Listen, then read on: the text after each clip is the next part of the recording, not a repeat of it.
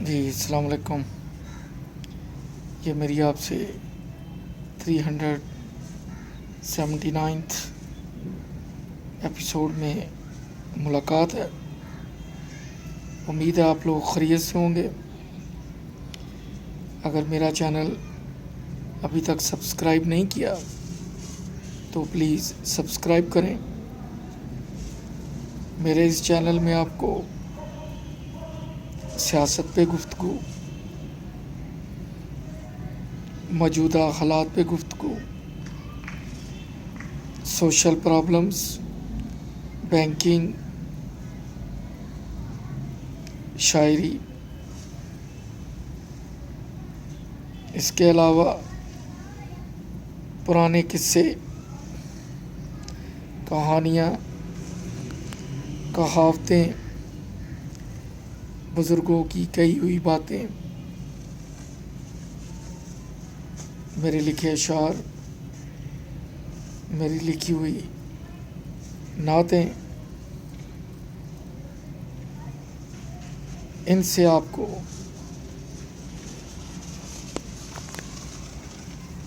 معلومات ملیں گی. مختلف ٹاپک پہ ٹی وی کے ٹاک شوز سے ہٹ کے تبصرے اور وہ واقعات یا وہ باتیں جو ہمارے کامن مین کی پرابلم ہے، عام آدمی کی مشکلات ہیں، جن کا ذکر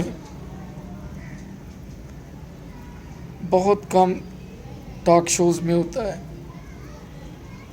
اور میرا خیال ہے گھروں میں بھی نہیں ہوتا، کیونکہ جو بزرگ تھے وہ چند ایک باقی ہیں، باقی اللہ کی رحمت میں چلے گئے. اور جو نئی پود ہے، سلیبس میں پرانی قدروں کا ذکر نہیں ہے اور گھروں میں کوئی بتانے والا نہیں ہے، یا ہے بھی ہے تو اسے فرصت نہیں ہے. چلیں اب اصلی موضوع کی طرف آتے ہیں. آج سے بہت سال پہلے میں بھی اسلام آباد میں رہ چکا ہوں. میں نے تقریباً 2.25 سال وہاں گزارے ہیں جاب کے سلسلے میں. پردیسیوں کا شہر، جمعہ بازار کی رونق. مجھے یاد ہے کہ پورے ویک کی سبزی چکن جمعہ بازار سے لینا، گھر میں خود کھانا پکانا،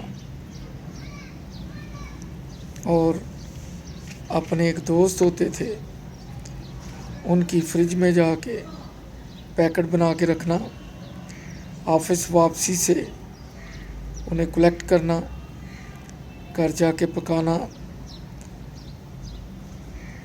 مارکیٹ کے تندور سے، یا پکی پکائی روٹی ہوتی تھی وہ لے کے آنا، توے پہ گرم کر کے کھا لینا.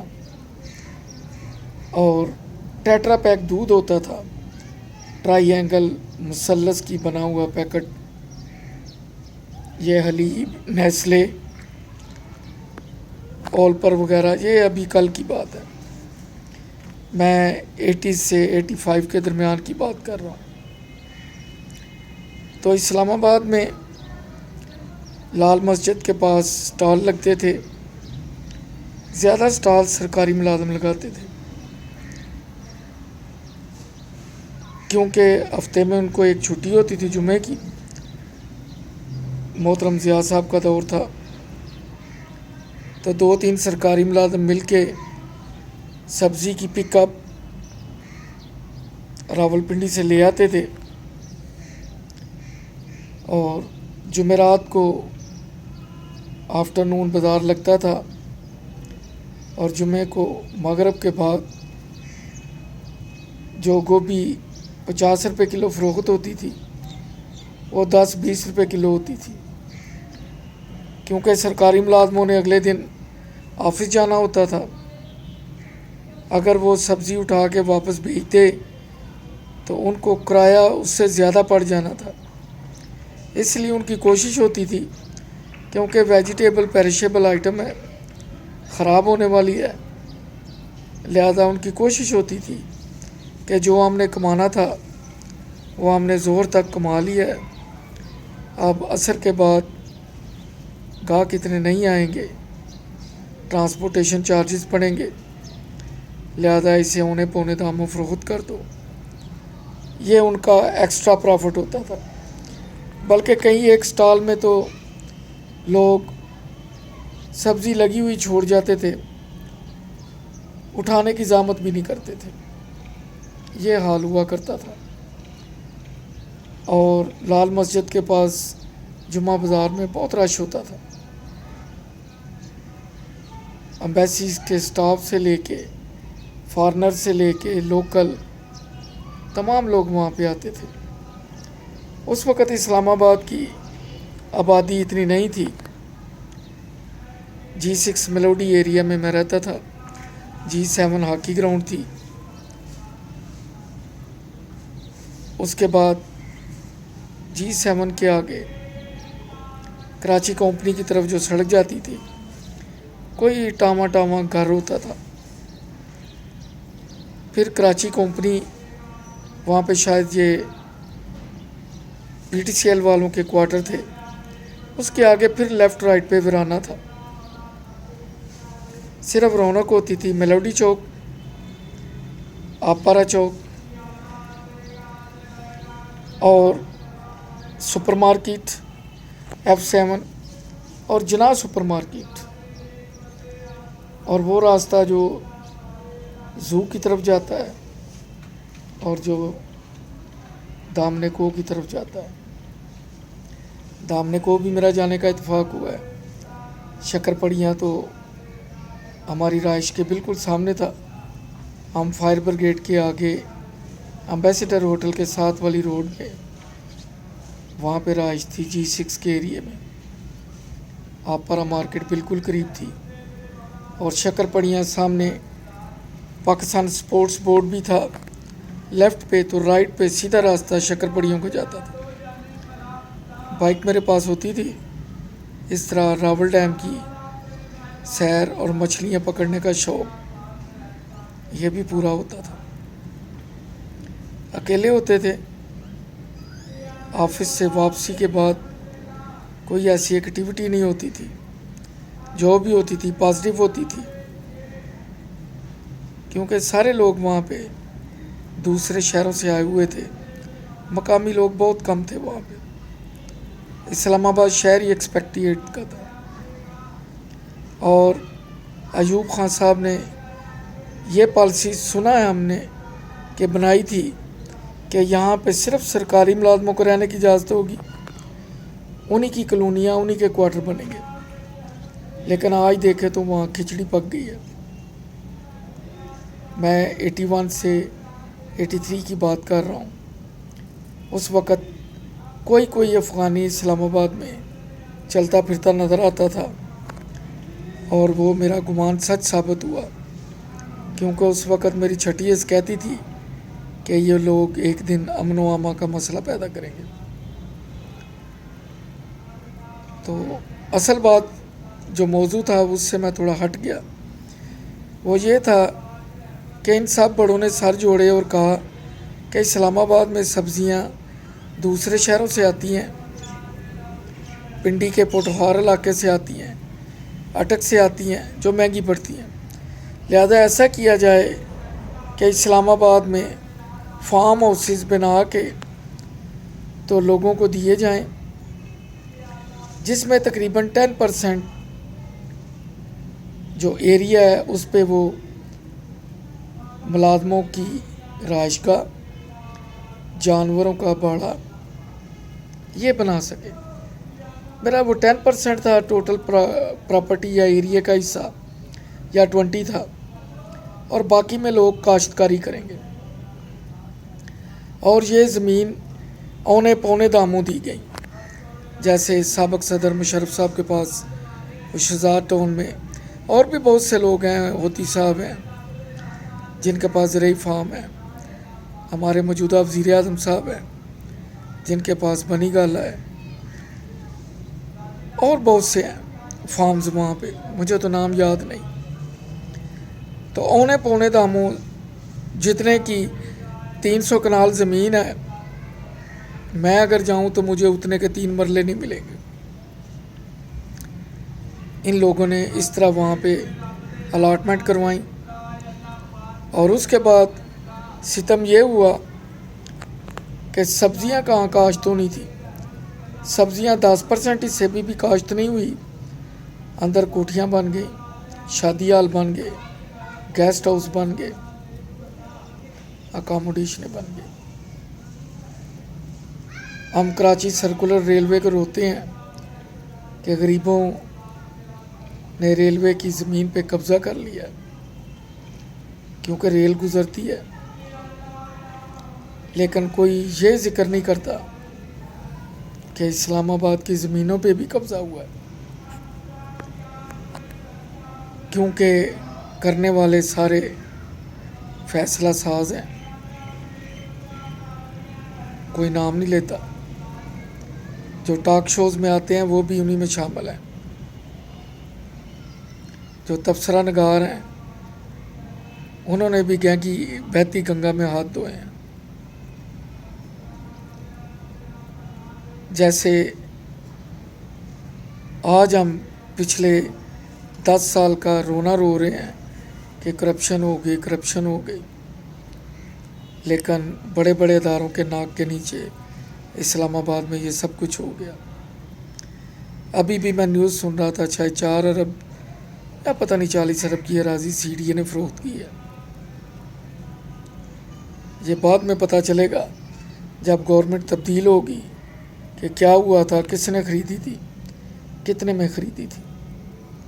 یہ اس شہر کی کہانی ہے جہاں پہ معزز سپریم کورٹ ہے، ہائی کورٹ ہے اور باقی ادارے ہیں۔ ہم کراچی کا رونا روتے ہیں، ہم لائل پور، داندلیاں والا، گوجرا، فیصل آباد، لاہور کا رونا روتے ہیں۔ جی لوگوں نے ناجائز قبضہ کر لیا ہے اوقاف کی زمین پہ، گورنمنٹ کی زمین پہ، لیکن جو بالکل بازو میں ہیں ان پہ کسی کی نگاہ نہیں پڑتی۔ یہی ہمارے ملک کا المیہ ہے۔ جو اگلی دفعہ آئیں گے وہ ان کا رونا روئیں گے، یہ جو موجود ہیں یہ پچھلوں کا رونا رو رہے ہیں، اور عوام ان کی طرف دیکھ رہے ہیں۔ ہر کوئی پیسہ بنانے کے چکر میں ہے، کمیشن کھانی۔ ادھر میں نے اسلام آباد میں دیکھا کہ لوگوں نے اپنے ہی گھر لیز پہ لے کے تو کرایہ لے رہے ہیں۔ عام حالت میں وہ گھر اس وقت شاید 800 پہ کرائے پہ چڑھتا، تو لیز میں وہ 1000 پہ چڑھایا ہوا ہے۔ یہ حال تھا۔ آج بھی ہیں جو ایک طرف سے 10,000 کرایہ لیتے ہیں، آگے 6 دیتے ہیں، 4 جیب میں ڈالتے ہیں۔ اس وقت کرپشن کا لیول لو تھا، آج کل تو ریٹ بھی ہائی ہے اور طریقے بھی نئے ہیں۔ اس طرح اگر آپ نے لاکھ پتی بننا ہے تو تھوڑا سا بھی شرم ہونے کی ضرورت ہے، دولت خود بہ خود آپ کی طرف آ جائے گی۔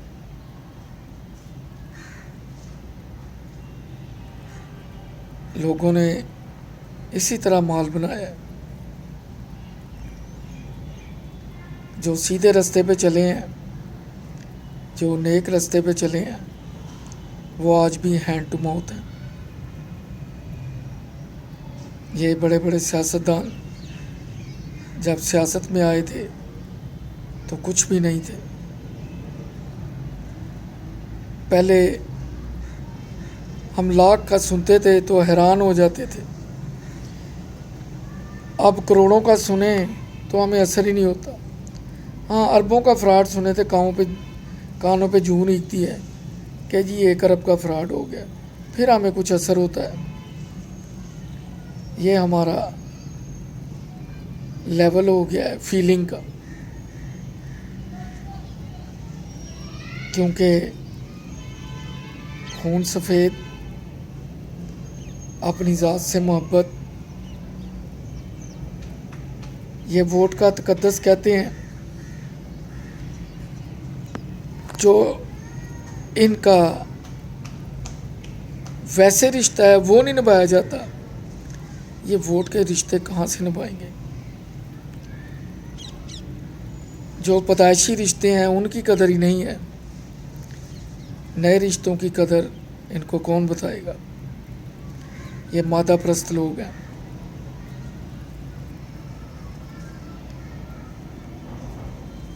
چلیں مل کے دعا کریں, اللہ تعالی ہمارے ملک کے حالات بہتر کرے. میرے الفاظ میں مایوسی, ڈیسپریٹ آپ کو ضرور نظر آئے گی.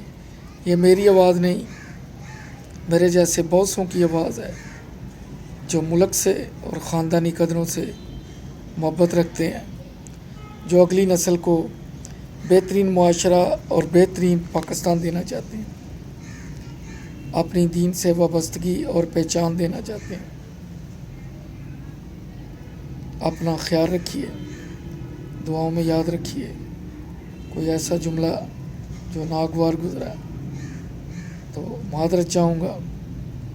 کوئی ٹاپک آپ کا پسندیدہ, پھر مجھ میں جتنی سکت, جتنا نالج ہوگا انشاءاللہ زیر بحث ہوگا. دعاؤں میں یاد رکھیے, اپنا خیال رکھیے. اللہ حافظ.